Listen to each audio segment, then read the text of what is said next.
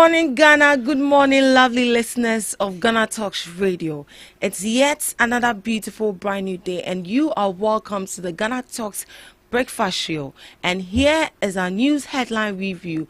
And here we bring you the latest headlines making waves in the news, from business to politics, from sports to entertainment, and everything in between. We got you covered with the most relevant stories. As usual, I remain your host, Esnom Fiagbedu. And today, joining me on a news headline review is Miss Regina Bless. Good morning, Ma. Good morning, Ma. How are you doing? I'm good. What of you? Yeah, I'm fine. Hope you slept well. Yeah. No light out, no doom. Oh, no. Yeah. Why, there was light out here? Oh, there was no light out, but some people posted on their status yesterday. Oh, Mama doom sanabo. It is well. But is it Muhammad that is causing the doom so? Oh, no. Muhammad never caused any doom so. Likewise, President Nanado also didn't cause any doom so. It's just the energy sector having facing one or crisis. two. Exactly. We are just hoping since it's under the administration. Definitely, they'll be like Mama doom sanabo. Yeah. And away doom CC. Yeah, I think the last time someone said now espresso. that's the new name they've given to it, espresso. I see. All right, so that was just by the way anyways. Okay, so let's dive straight into our major headlines for today. Asset declaration law must be reviewed. Anti-corruption coalition. The program officer at the Ghana Anti-Corruption Coalition, Samuel Harrison Kujo, has called for a comprehensive review of the country's asset declaration and liability law to strengthen efforts in combating corruption. Speaking at a one-day workshop in Sunyani on Monday, May 12th, on strategies to fight corruption, organized by the Ghana Anti-Corruption Coalition for civic society groups and other stakeholders, Harrison Kujo emphasized the need to introduce more stringent measures into the existing law. He explained that the current framework lacks key components such as verification and monitoring mechanism, which significantly weaken its effectiveness. Samuel Harrison Kujo further stressed that there should be a strict sanctions for public officials who fail to declare their assets or who deliberately provide false information. According to him, such reforms are crucial if Ghana is to make meaningful progress in its fight against corruption. This is what he said. We are asking for a total review of Ghana's asset declaration and liability law. We feel the law has deficiencies that do not allow us to properly fight against corruption, he stated. So this is coming from the program officer at the Ghana Anti-Corruption Coalition, who is in the person of Mr. Samuel Harrison Kujo. And then he's saying that asset declaration law must be reviewed. Ms. Regina, do you think the asset declaration law needs to be reviewed? Because from this report, it says it lacks verification and then monitoring mechanism. That means that when you declare your assets, whatever document, they don't verify. I even learned they don't even open the document at all. So why declare it if you wouldn't open it? Then it means Mahama is also at fault. If you are but that law has been there. It has been there, and it has been there. Fine, and you are just 5 months in power. Cool, but as a leader, I expect you to be effective, and which I feel he's doing. Since your theme for your election or your manifesto was resetting, then I do believe that you should reset every aspect of anything you are involved in.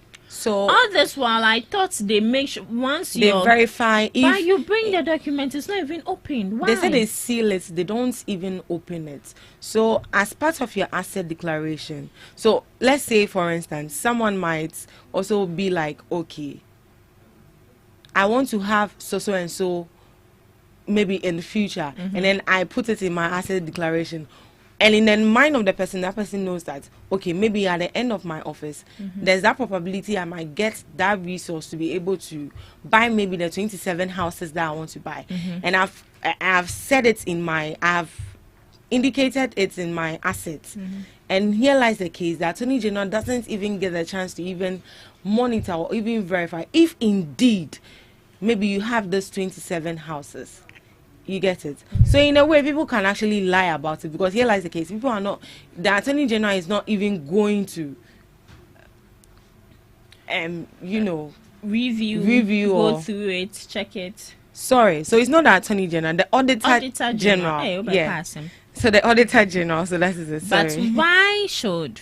So first of all, as I said, Mahama would also be held responsible for this. But this is actually a law that has been there even before he came into power. So you can review it. So you know they are reviewing the Constitution. President. Yes. Yes. So as of now, we don't know if that is equally part. But seriously, it's really wrong. If up till now, and that was done back during the past administration, then it means the corruption has really gone on par. Because people can just be there and imagine, okay, let's imagine I have 27 houses and then they add it to their assets, and then they know that you're not going to verify, and then maybe at the end of their term they are leaving office as well, and then you also declare your assets when you're leaving office. So the asset declaration is when you're entering office and when you're leaving office.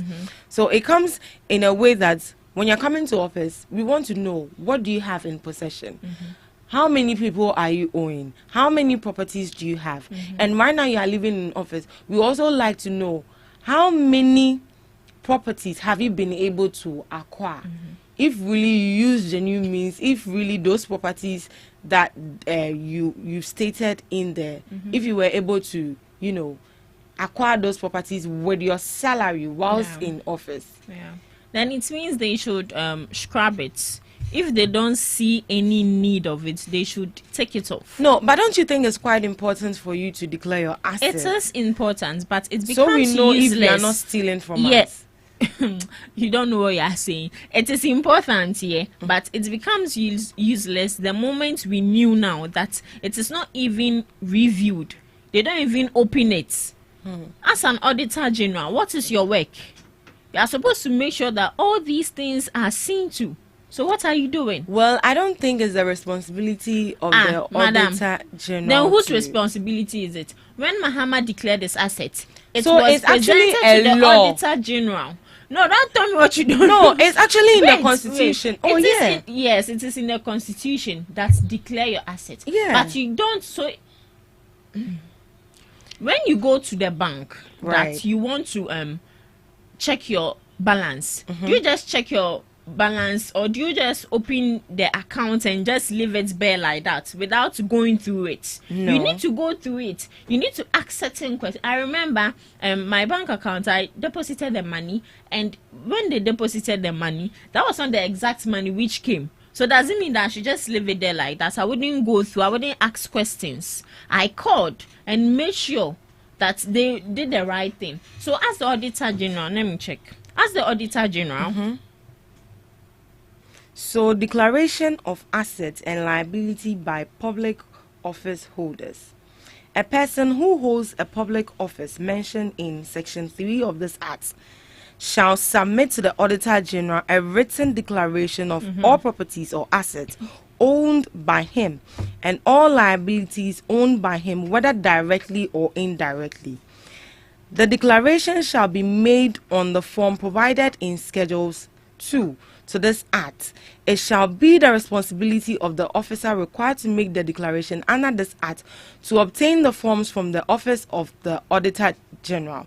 The declaration shall be made by the public officer before taking office at the end of every 4 years and at the end of the term of his office, and shall in any event be submitted not later than 6 months of the occurrence of any of the events specified in this subsection.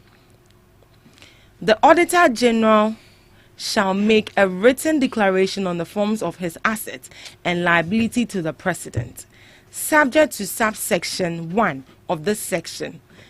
The provisions of this act shall apply equally to the Auditor General.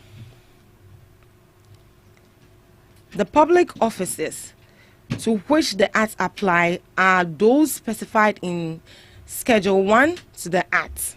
Now, the properties which shall be declared under the Act are lands, houses and buildings, farms, concessions, trust or family property, in respect to which the officer has beneficial interest, vehicles, plants and machineries, fishing boats, generating plant, business interest. Even if you have an interest in a business, you have to state it in your assets. Jewelry. Yeah, not done. Okay. Jewelry of the value of $5 million or above, objects of acts of the value of $5 million or above, life and other insurance policies. Such other properties are specified on the declaration form. Have you found anything you want the to add? The Auditor General plays a critical role in promoting transparency, accountability, and good governance, especially in our country, Ghana. So, they said in the 1992 Constitution and the Audit Service Act 2000, that is Act 584, all public accounts of Ghana, central governments, local governments, ministries, departments, agencies, account of any person or organization entrusted with public funds. Do you understand? No. So, once you are in power and you've been entrusted with public funds, either small funds, big funds, once you're in power, either you're an MP or whatever that you are, he needs to investigate you. That is where his duty comes in, promoting transparency, accountability, and good governance. I think that is the responsibility of the Auditor General. Yes. But in terms of the asset declaration, it's not supposed to be published. Like they don't verify. It should be published though. No, like, the Auditor General doesn't even have the right to even verify if indeed what you've declared is right or wrong. And this is what they are saying. This is what Harrison Kujo is also saying. That it lacks monitoring and verification mechanism, which significantly weaken its effectiveness. So here the Auditor General doesn't have that right to go through your assets, whatever documents that you present to him. I don't know if you get it. Read it to me. Read it to me. I did my research. I want to read it. Or read it. I guess people want to learn about it. Okay, so it says, I'll call it's okay. I'll call you back. It says, in Ghana, the Auditor General currently it doesn't mean you're right. Or you just tell me. The Auditor General currently does not have the legal authority to review or verify assets declarations made by public officers, and that's a serious limitation in Ghana's anti-corruption system. You get it. Wait, let me finish. So you declare your assets and they don't even verify if indeed you have it or not. So meaning the law is flawed. So public officials in Ghana are required to declare their assets under Article 286 of the 1992 Constitution. Who receives the declarations? That is the Auditor General. But the law says the Auditor General must keep them confidential and cannot open or verify them unless a court or authorized body orders it. What do you mean? So I think, was it last week, if I'm not mistaken, Mr. Dubik sat here and said that the asset declaration law is actually flawed. And I was like, kind of like confused. Because here lies the case, you declare your assets. Upon what I've read, you declare your assets.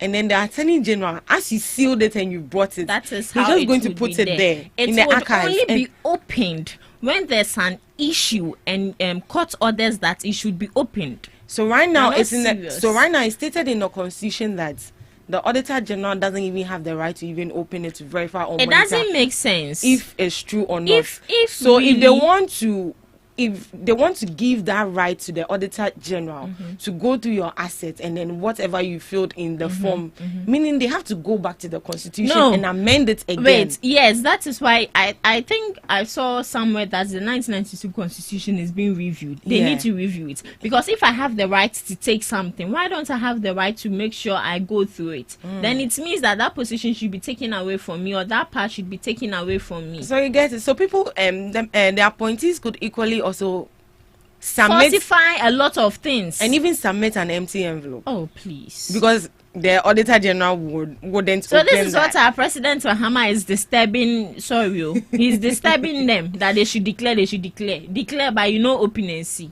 What is this? So I give you an envelope. This is an amount of 20,000. So as is this bomb or something? Open envelope. So indeed, the asset declaration law is indeed flawed, and then it needs to be reviewed. Ms. Debbie, what do you have to say with regards to this? With the asset declaration, for me, I feel like it's a good thing, but viewing it or maybe going through and then you receiving it and then leaving it down, that's a question mark for me.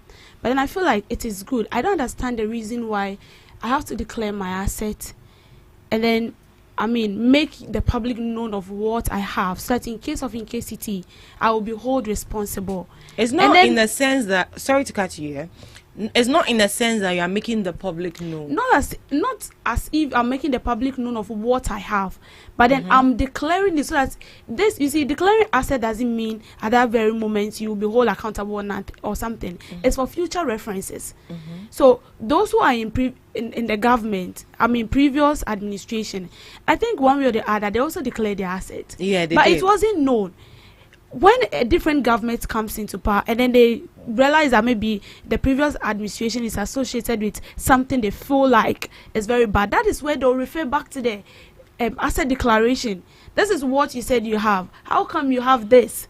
How come you said you have double of this, and then at the end of the day you're having a triple of that? So it's for future reference. It's not today. So today you may not see its benefits, but then maybe in 10 or 5 years to come, where your mind is no longer on that, that is when they'll call you and then they'll question you. So I feel like the asset declaration stuff is good, but then in a case where I present a thing to you and you don't go through because you don't have that mandate to go through, then what's the essence of the law? Then what's the essence of you even declaring assets in the first place? It's not, because really. Here lies the case. I could equally forge something.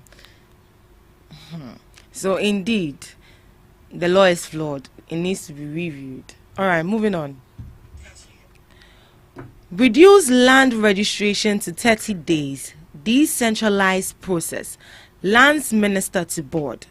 The Minister for Lands and Natural Resources, Emmanuel Kofi-Boah, has charged the reconstituted 22-member Western Regional Lands Commission board to work to reduce the land registration process to just 30 working days and take steps to decentralize the registration process to encourage and attract more people to seek the appropriate registration of lands. The minister, who made the call when he inaugurated a 22-member Western Regional Lands Commission board in Sekondi, said he does not see why everyone must travel to the regional office just to complete the land registration process, and therefore urged the members to use their expertise to improve the process. The lands minister, while commending the board members for their selection, urged them not to lose sight of the activities of galamseyers and land encroachers, but commit to work to discourage such misconduct. This is what he said.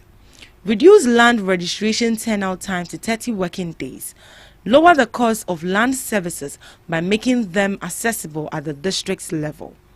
Prevent the unlawful conversion of stool lands to family lands where it contradicts customary law.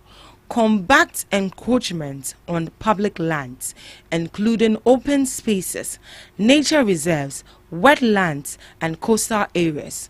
Ensure strict supervision of Lands Commission staff to uphold professionalism and high service standard, he charged. So this is coming from the land minister. So he inaugurated a 22-member Western Regional Lands Commission board in Second D, and he's saying that they should reduce the land registration to 30 days and decentralize the process. So that means that people do not have to travel all the way to the regional office to go and register their lands, but it should be in a way that in every district there should be an office where people can register their lands. So this is what he has to say. Do you think that is going to solve the issue of not necessarily land guards, but people finding it difficult to register their lands? Miss Debbie. There is another issue that is I feel like is very, very bad or does not sit well with me. It's not only about land. I mean, you registering land, something that has to do with government. I mean, you going to do something that is in connection with maybe a government institution or something. You have to travel all the way, I mean, from wherever you are to I mean the big city to register it. I can't remember passport. It goes to a time you have to travel all the way from wherever you are in the, let's say in the Volta region, like from Oti North. No, let me cut off the northern part because I don't know for them. But from Oti Northern region, if you want to have a passport or you want to get a passport, you have to travel all the way to Ho. First it was Accra. You have to travel all the way to Ho to do it, and I think now it's still like that. And I don't know why it's supposed to be so.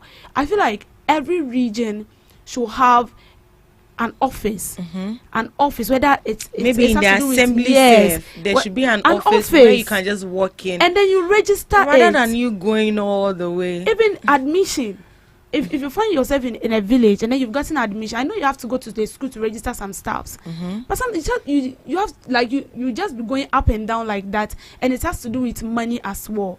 So it's not bad if every region, when I say maybe every district, it will look some way, but at least every region should have an office where you can just walk maybe a few distance to register whatever you have to register.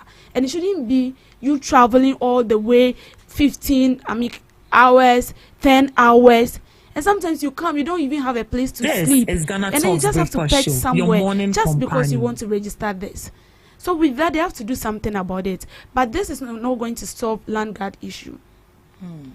I mean, going to the office to register your lands is not going to stop this land guard issue, because people have really registered their lands and then still they are facing this land guard issue. It has to do with the landlord or whoever that land belongs to, the chiefs, because they can actually sell a land. So will you say that they've not registered that land? They've registered it, but they can still sell it to 10, 20, 15 people at a go. So registering it, I feel like it's not enough, but there should be, I don't know whether there is already a law that is backing that, but I feel like they should enact a law that immediately your land is registered, there is no way you should sell it to 5 or 10 people. And then it is those same landowners that go in for this land guards, and I don't even know where they're coming for. Land guards that are not from the government. I mean, they do not even work under any government official or institution. Then you see them coming around beating you, and this is a land that you've paid for. So I feel like there should be a law that, I mean, guys, that it's not only about registration, because you can still register it and still face problem on your own land. So I feel like after the registration, there should be another law backing it, that anyone that goes, I mean, contrary to that, you will have to face the law, and then it will serve as a deterrent to others. I think that is when the illegality also comes in, because it takes a longer period for you to register your land. You see that one land and like 3 people have ownership to it, and they present you with documents. And you ask yourself, where did you get these documents? It does, and it's very bad. Sometimes I see to think about it, I do not even understand, because they've given you a paper, and the person who allow you sign, the land is for you. The land is for you. You get and then you see people on the land, and they're also having a document. A document. How did that happen? To the girls. Miss Regina. Well, yeah. Okay. So it states that. So you are reading on how many days it takes. Okay, all right.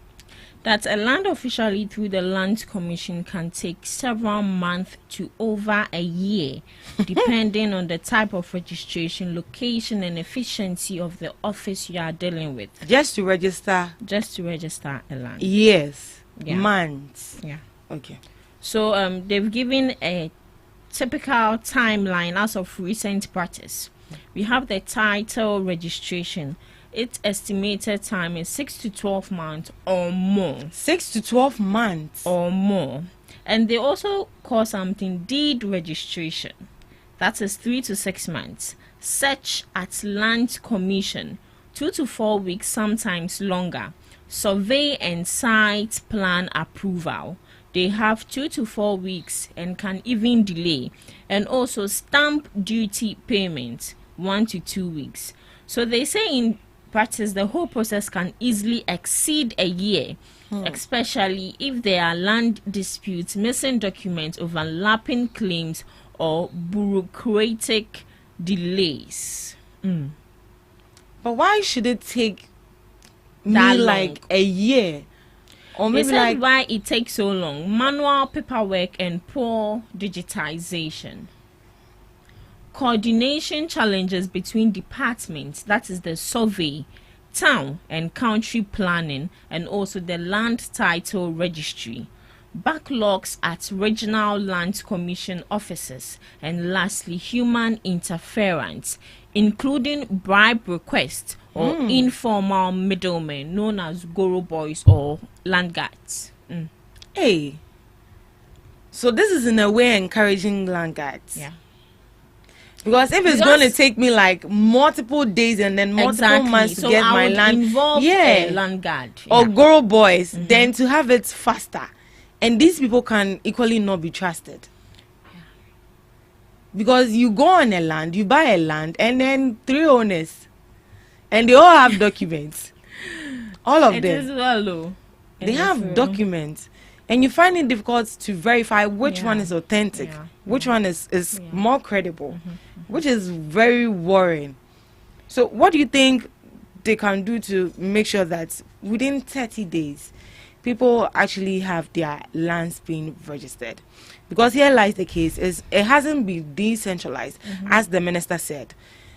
In a case that when you go to every district office, you can get maybe an office or somewhere to, register your lands. You have to travel all the way to the regional office before. You can go through a whole lot of process, and even that, you have to wait for like months and then years, which I think is very unfair. A land that I've bought with my own money, I just want to register and have the documents, see how I'm going to suffer for it. What do you think can be done? Okay, so to solve the land registration delays in Ghana, as he said, first of all, digitize the entire land administration system. So the problem, first of all, the paper-based records are slow. Now, even when you go to shops, people use computer to enter things that people buy. They don't write them, but so why should a whole big company, a government company like this, still be doing paperwork, which is very slow? It is easily lost and prone to manipulation. But when it has to do with the digitalization, it is fast, it is reliable, it is secured, and you wouldn't hear any issue of land guard. Okay. And also fully digitized records and processes. That is, as I said earlier, faster processing, less human interference, and better data security. And we also have the decentralized to regional and district levels. Over-centralizing in Accra causes backlogs and makes it hard for people outside major cities. So equip and empower regional land commission offices to process registrations independently. And the impact, it will be less pressure on Accra, better service to rural areas, reduce travel costs and delays. And we also have the introduced clear timelines and service charters. Enforce a strict 30 to 60 day timeline with penalties for unjustified delays. So in a way, the landowners are also at fault. Exactly. Because here lies the case, they ask you to bring some documents for them and you are delaying. And you are delaying. So in a way, they are all part of it. Yeah. They are all part of it. But I think it's a good call for the minister to come out and, admonish the board, the 22-member board, that within 30 days you should be able to have registered your land. And I think that is a good one there. Yeah. Don't you think the committee are becoming too much? Oh, they are too much. He said he's going to give us a lean government, but committees. The committee, 22-member committee, just for land. I think it's temporary. It's just a temporary. So you feel like once their purpose is done, they'll be dissolved. Yeah. Miss Debbie, any last words with regards to this topic? Well, I would say that you have to seek professional help. I mean, when you're going in to register land or to buy and lie, you have to engage in experienced lawyers who are familiar with Ghana's land law and procedures to navigate complex cases. So if you don't seek professional help from people who are deep into it when it has to do with land registration, or you acquiring a land and then mistakenly or unfortunately to fall in the hands of wrong people, then trust me, at the end of the day it will be tears, because your money is not also refundable. You've already paid the money, and these people are not ready to give back your money to you. So when it's happening like that, and then the case is being sent to the court, that is when the back and forth come in. You go, you come, you go, you come. At the end of the day, I mean, you don't see any profitable benefits from it, and then your money drains down. Then I think awareness and education is also necessary. We've been saying this all the time, but looks as if, I mean, and I wouldn't say that they are not creating awareness. What we are doing here is also creating our awareness and then educating people. And as much as we are sharing our opinion, we also educating people on, I mean, the necessary steps to take. So with this is also a means, but some people have made up their mind that assemblyment, but it's necessary. So I think education and awareness is also important, that we educate stakeholders and legal practitioners about the true position of the law regarding circuit court jurisdiction in land disputes. So the education is very, very, very, very key and necessary. I think that will go a long way, because when people are going to register, they don't even know the requirements. Like the kind of document they should send. Yes, they don't. Yeah, they don't know. So I think the awareness and then the education will, in a way, solve the issue. All right, thank you for that submission. Moving on to our last story. Governments cannot push price reduction on traders.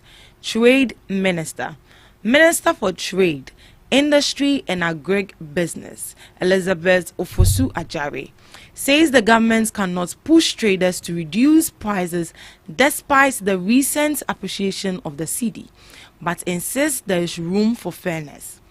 The minister explained that Ghana operates a liberal market system where the government does not fix prices. In her words, she said, "We all know that in Ghana, we don't control prices, and so the government cannot really push price reduction on them. But because we work together, we can always discuss and see how the stable cedi will benefit both consumers and traders," she mentioned. She pointed out that traders have often increased their prices when the dollar goes up, so it is only fair to them to adjust prices now that the cedi has appreciated. Madam Ofosu-Adjare praised the Ghana Union of Traders Association for taking the initiative to engage its members on possible price reduction. The minister acknowledged concern from some traders who argued that they purchased their goods when the exchange rate was higher. However, she believes a balanced approach can be found. She also added that discussions between the GUTA and the various trade associations will help ensure that consumers also benefit from the current economic stability. According to the minister, if traders show goodwill by reducing prices, it would motivate the government to continue implementing policy that benefits the economy. So this is coming from the Trade Minister in the person of Madam Elizabeth Ofosu-Adjare. She says the government cannot push traders to reduce prices despite the recent appreciation of the cedi. Recently the cedi is doing well. Now I think a cedi is how much? I think it's 12 Ghana cedis. 13. 12 cities. 12 Ghana cedis. And then we are praying very hard. They said very soon it's going to be 9 Ghana cedis. So you can book, you can import your equipment. So that is it. It's 12.92. So approximately 13 cedis. Yes. So Madam Majari is saying that now that the CD has gone down, governments cannot come and tell the traders that reduce prices. This one that is like there's some food then to rise again. Continue. Please allow them man to breathe. The backlash is too much. Allow them. But you know, I actually read about what he did this Let's morning. not digress. Please. It's seriously. Let's not. It's wrong. Let's not digress. Let's not. But Come it's here. in the news. Hey, come review, here. So why Come, didn't you hey, talk bring about your mind it? here. Come here. What? So this is Hey, what the listen. trade minister is saying. You know, this is what the trade minister is saying. The government Why cannot. are you cutting her mouth? We'll come back to that later. Don't worry. This is what the trade minister is saying. She's saying that governments cannot, impose it on the traders to reduce prices. What do you think? Do you think this is the time that the traders also need to reduce prices? Over to you, Ms. Eugenia. Reduce prices. Yes, because the CDs prices can't be reduced any longer. But as they said, they need to be fair when it comes to their prices. It's like things have the prices of something has hiked to the extent that it can't be reduced any longer. And here but lies they the need case. to be fair with the prices, because we all can testify to that now. Things are cool. Things are moving on well when it comes to the stabilizing of the CD, our economy, and sometimes I think the last time I heard where someone was saying that they bought an oil for 700 cedis from the wholesalers, but when you come to the retailer side, the 600 and something. They can't reduce it, but you need to be fair. You don't have to add more to it. That is why we always say that the government will do their possible best to make sure that they do something right. They make sure that prices no longer exceed its limit. But it all boils down to the traders, the market women there. The market women, I'll say, are the ones in a way holding the economy, because they are the ones who go, they go to take things and they come and sit down. Or the better ne transportation or better your money so ni insu no me or the better your money so e did atemo nya or marketing or better your money so I'll say that our market women one way or the other are should I say they are affecting us wrongly. You go to this stand, tomato cedis ubenya 5 cedis. You go to this stand or no better choice say tomatoes buy a day 5 cedis anyhow and say you're from 10 cedis airco. You go to another stand, no, 20 cedis, 30 cedis, 50 cedis. Well, so they buy from different. Exactly. And who knows, maybe the time they bought it, that was not the time that the CD was doing well. Maybe the CD was doing worse at that time. That is why we are so saying meaning that they have to sell it and make their profits, and then when they go and take new stock, then maybe you can be like, oh, they should reduce it. But here lies the case. People have also made losses. But you know that still. And this is the time that they can also do to gain back their money. Okay.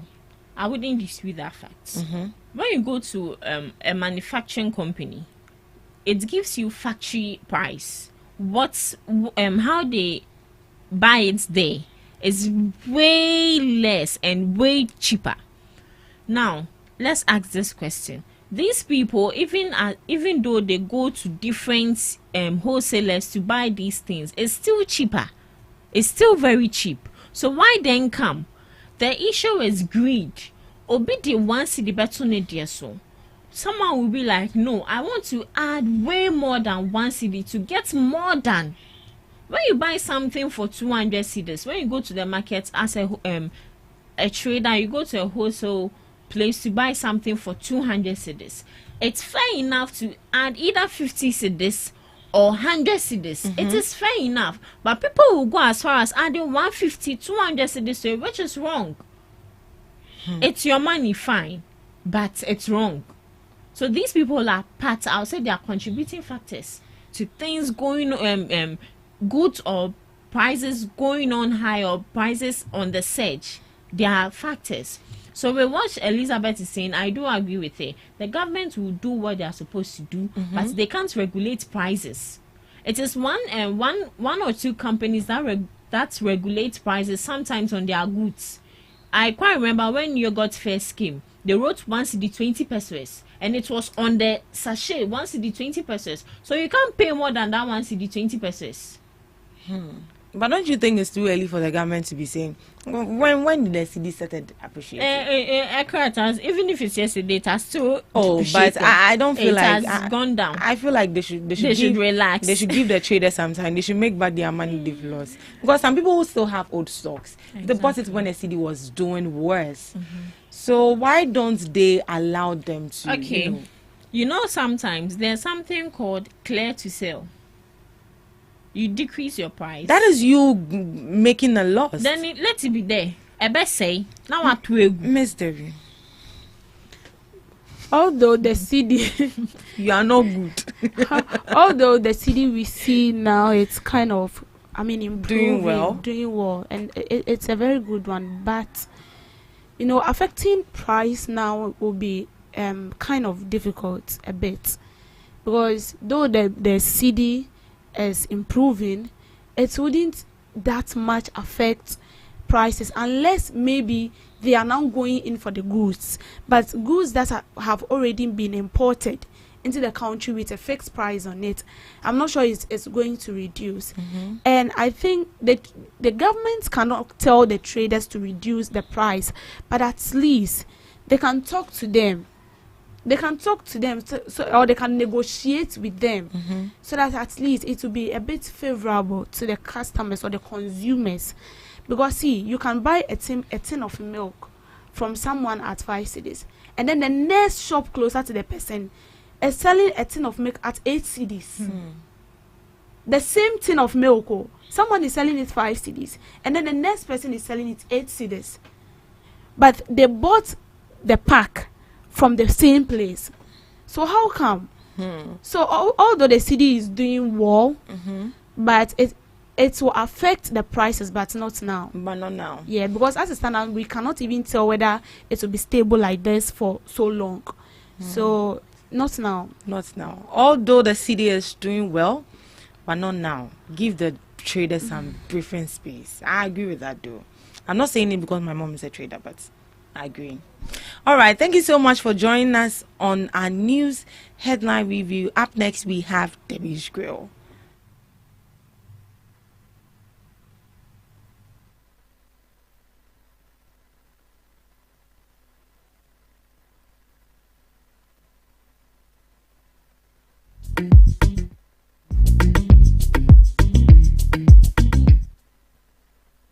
Welcome to Debbie's Grill, where we talk about matters that concerns the state, issues of relevance, and when it's time to hit, we hit at the right time. Now, there's been a trending issue of late. I think yesterday I spoke about it, and then this morning we'll touch on it a bit. So, the government vows to take action on Sammy Gyamfi dollar gift to Agrada.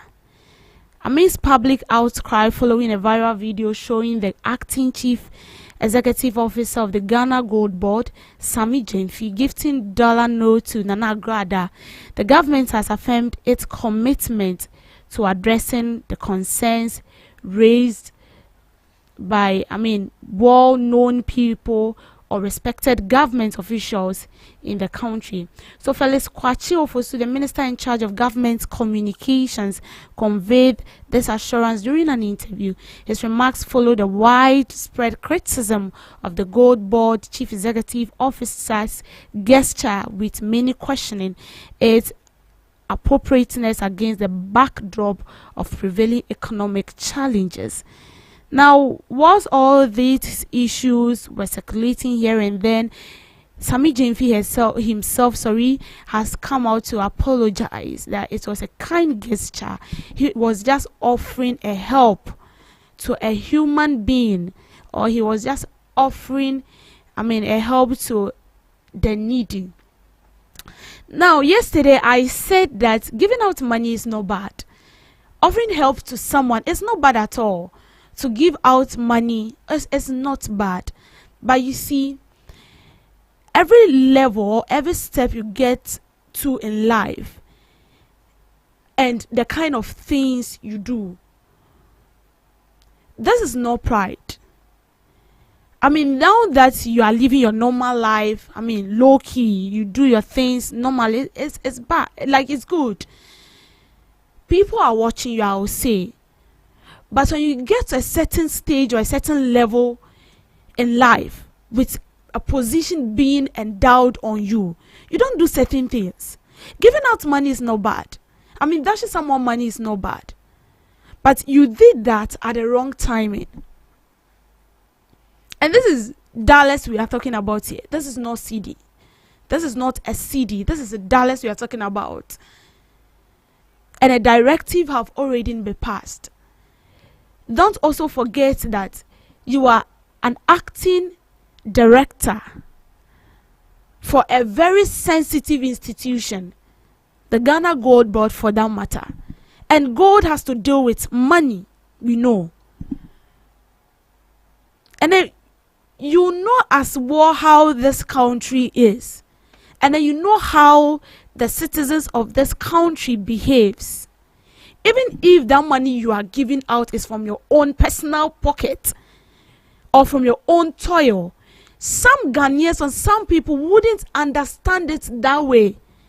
And this have to do with you giving out dollars, not CD. And so you are holding an office in public. There is don't, and then do what you do, and then what you don't do. And this person you are giving the money to, we all know this woman is not a woman of silence. She's not a woman that will keep silence on issue. And you said you were doing it in private. You said you were giving out the money out of a genuine heart. You are showing kindness. It's good to show kindness. But don't forget that you are being appointed to do a work. And that work you are handling has to do with money issues. I mean, gold selling is all money because it's all generated revenue to the country. And now the government is saying that they will take action on this issue. And I've also saw videos, articles where the minority is calling on the government to sack or dismiss Sammy Gyamfi. And you see, as for them, I don't want to really talk about their issue because they've also been doing same. But it looks like now that they are in, opposition, they excuse me to say, but it's like their minds are now reset. It have been reset. And then they can now, I'm sorry to say this, think properly. But with Sammy Gyamfi's issue, see, we are in a country where even when you cough as a public official, it will be on air. And I'm not in the right position to say that the president or the government should sack him or to suspend him. No, maybe he can be pardoned. But let's look at this. When he's being pardoned, and then another official goes to do same, are we going to say, well, because the first person has been pardoned, so we have to pardon this one too? Or we'll forgive him because it's just a normal kindness he's showing out there. Don't forget that this is to promote transparency, accountability, and to win the trust of the citizens. So, if one way or the other, the government appointee has erred, then just as the government is saying that they are going to look into this matter, then please, they should look into the matter very well and ensure that whatsoever will be put out there will be a good one. If not that, then there'll be a question mark on the government. Thank you for making time with me on Debbie's Grill. Thank you so much, Miss Debbie, for that, girl. Miss Regina, let's have Today in History. All right. So Quick. Today in history, the formal abolition of slavery in Brazil with the passage of the Golden Law. This made Brazil the last nation in the Western Hemisphere to officially end the practice of slavery. Prior to this, a staggering 4.5 million slaves had been imported from Africa to Brazil, accounting for 40% of all slaves brought to the Americans.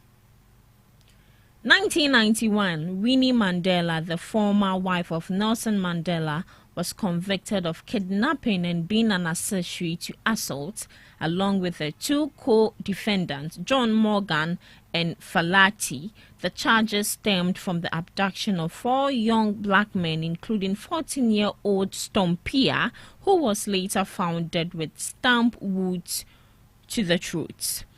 Today serves as a reminder of the ongoing challenges and struggles faced by many African nations, from political instability to economic inequality and social injustice. The continent continues to grapple with a myriad of issues that demand attention and action. However, it is also a day to celebrate the resilience, strength, and diversity of Africa and its people. Did you know that the majority of your brain is fat? Significant portion of your brain is indeed composed of fat. This makes it the fattest organ in our body. These fats are essential for brain function, providing structural support, forming myelin sheaths, and supporting neurotransmitter function. Did you also know that ants don't have lungs? Instead, they breathe through their spiracles, which are tiny openings on the sides of their bodies. These spiracles connect to a network of tubes called trachea that distributes oxygen throughout their bodies. Did you know that spiders can't chew their food? They lack teeth and instead digest their prey externally by injecting digestive enzymes and venom to liquefy their prey. They then sucking up the liquefied content. This method allows them to consume liquid nourishment from their food. And this is where we end today's Today in History. And did you know, live on GhanaTalks Breakfast Show.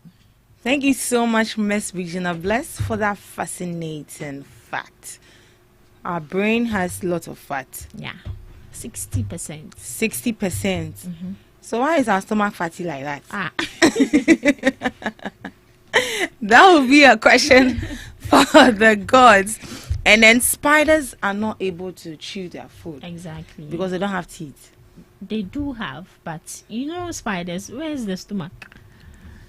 Then they should stop eating it. They should stop eating. They just liquefy their prey and they suck out the nourishment out of it. Yeah. Ants don't have lungs. Yeah. They breathe through their tiny spiracles. Then they should die. They shouldn't be.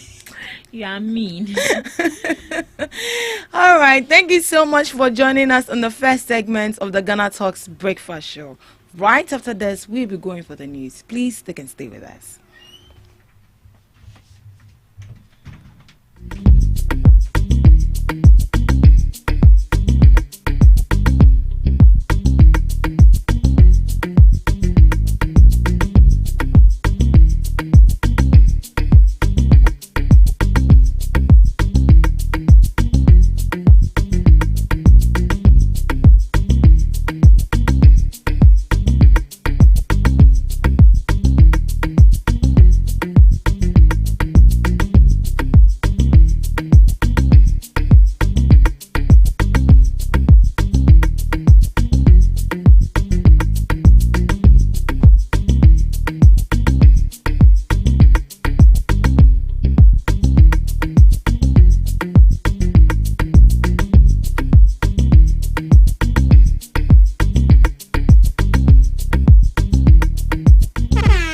Hello Ghana, hello worldwide, na musi level bem. Code Now listen, every Tuesday and Friday, beyond the time it's going to carry Braille. Our Ghana Talks Radio, 7 p.m. sharp. Now Tuesday, and we're gonna talk about our culture, our history. Matuni ding setete abako sem. No on the Friday, and you bars on bars on bars. You better rap, you better say it. No artists go join me in the studio. We're gonna discuss about music and business.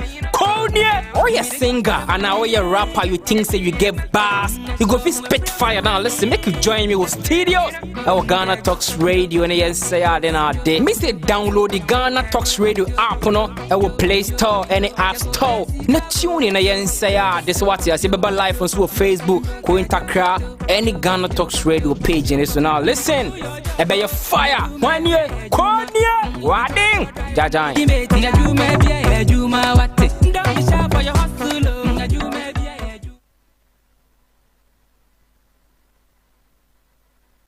This is Ghana Talks Radio, the best station rocking the nation. We bring you local news, business news, international, sports, and entertainment news. Good morning and welcome to the morning news broadcast on Ghana Talks Radio. In today's news highlight, minority calls for the suspension of the Ghana Gold Board Chief Executive Officer over dollar gift saga. Lands Minister tax board to revamp registration process in the Ashanti region. Martin Pebo calls on the Dubois to spill more revelations. Kintampo to host University of Health, Agriculture and Life Sciences. These and many more coming up shortly. To stay with us.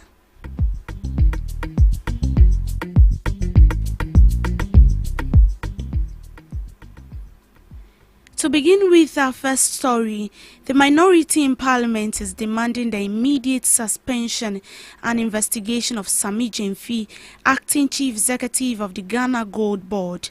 The minority argues his action violates public service ethics, the Foreign Exchange Act and the Currency Act.